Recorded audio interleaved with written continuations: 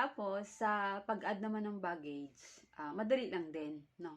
Ganun din ulit, login lang ulit sa account mo sa Cebu Pacific.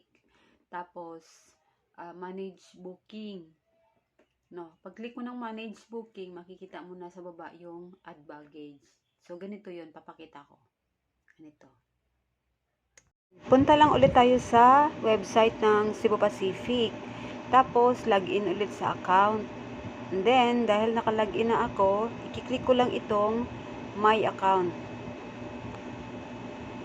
Yan. Tapos, click ko yung bookings, no, yung bookings ko.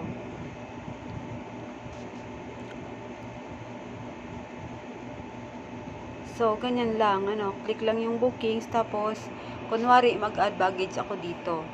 Yan. Tapos, click lang yung manage.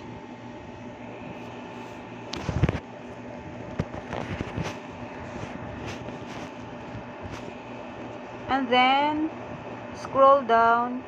Yan, makikita nyo yung add or upgrade baggage. Click lang natin yan.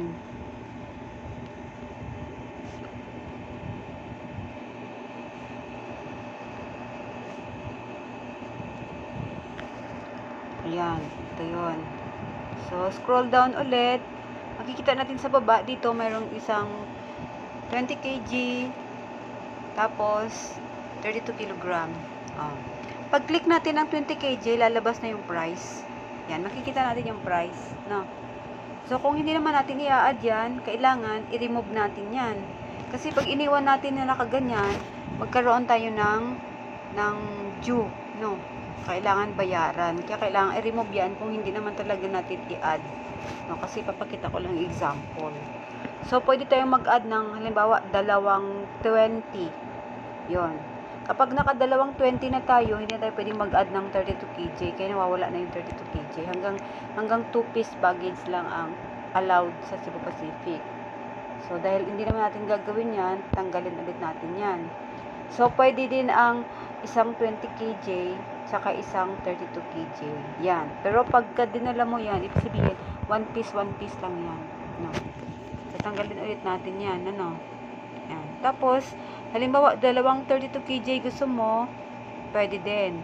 Yan. Ganyan lang. So, hanggang sa ganun lang, no? So, madali lang mag-add ng baggage. For example, ganyan, nag-add ka ng 20 kg. And then, proceed to payment. Pero kung gusto mo lang malaman yung price, ganyan mo lang. Pagkatapos mo na ilagay, i-remove mo lang yan, no? Yan, remove mo lang yan. Bago balik ka na lang. So, ganun lang mag-add ng baggage. Napakadali lang talaga siya, no? Kasi kumbaga, login lang sa account. Kaya importante talaga yung account, no? Yung magkaroon ng account sa Cebu Pacific. Mag-login lang sa account, and then, bookings, click ang bookings, tapos, click mo yung binook mo na gusto mong mag-add ng baggage, click manage. And then, scroll down, yun, makikita mo na yung